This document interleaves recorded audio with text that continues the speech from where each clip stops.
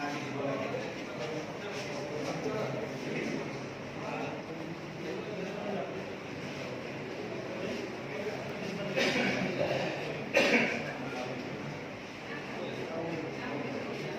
আমাৰ মাজত নিজৰ কৰিছে কামি কৰাৰ কাৰণে অনুৰোধ কৰা হ'ব।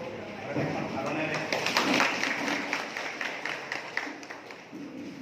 আমাৰ মাজত উপস্থিত আছে আমাৰ কৃষ্ণ কৃষি জিলাৰ অজয় ৰায়, নিজৰ কৰিছে কামি কৰাৰ কাৰণে অনুৰোধ কৰা হ'ব।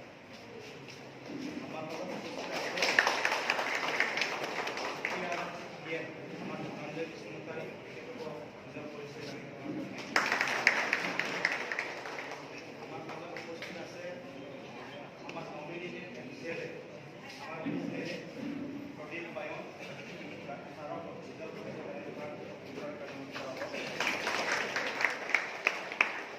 আমার মাজত উপস্থিত আছে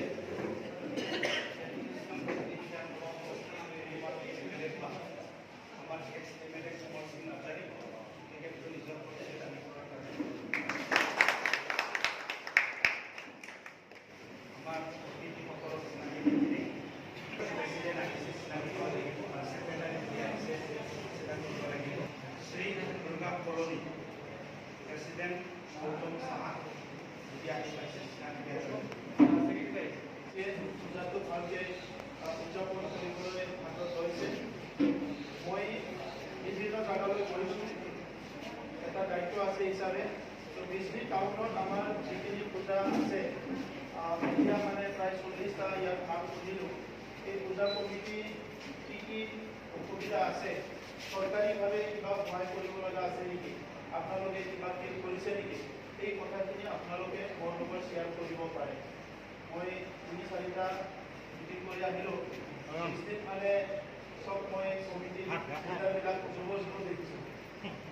তো ভালে হ'ল, যুৱকসকলে দায়িত্ব লৈছে।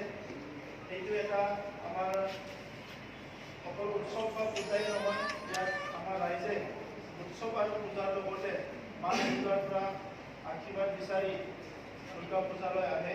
এটা ভাল পৰিৱেশত আমাৰ দুৰ্গা পূজাটো হ'ব লাগে।